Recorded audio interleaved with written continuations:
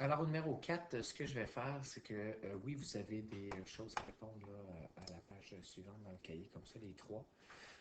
Ce que je vais faire, moi, finalement, c'est que je vais le faire directement sur le dessin. Ici, première chose, on a un rayon qui part de l'air avec un n égale à 1. On vous donne 37 degrés, mais tombez pas dans le panneau.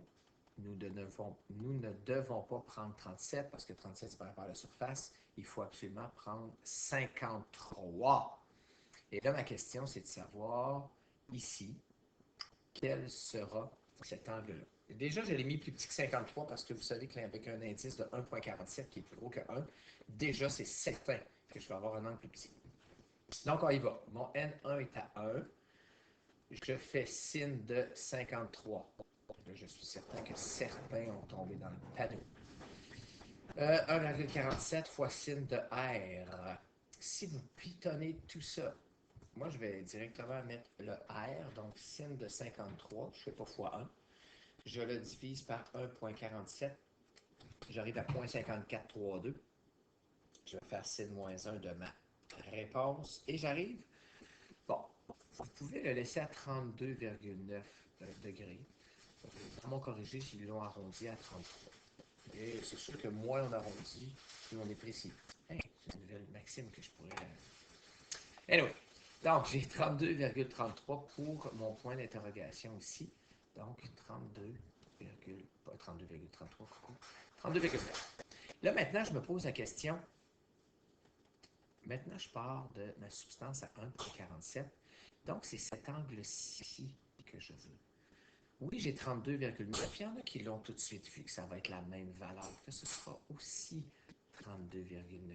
La raison, elle vient de votre secondaire 1. Les deux pointillés, les deux normales, c'est deux parallèles. Cet angle-là et cet angle-là, c'est des alternes internes. Puis vous avez vu que quand on a des parallèles, les angles alternes internes sont égaux.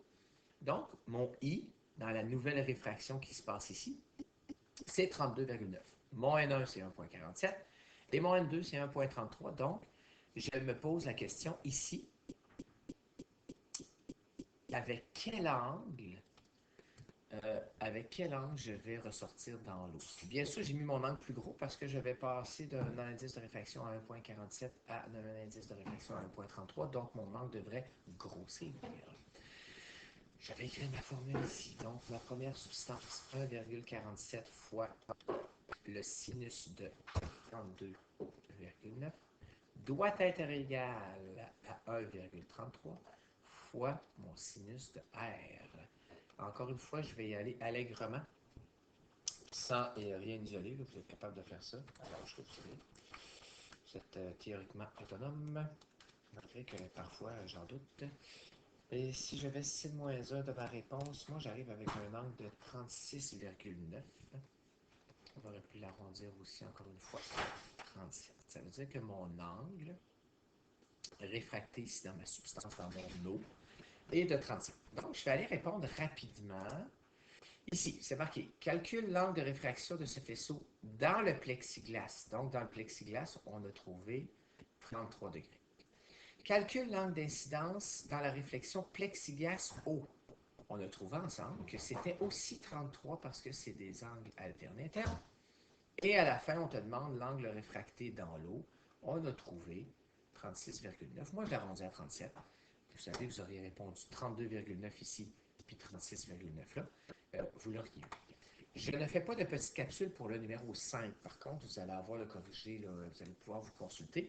Si finalement on applique ce qu'on vient de voir au numéro 4, on l'applique 5, 6, 7 fois parce qu'on traverse 5, 6, 7 substances.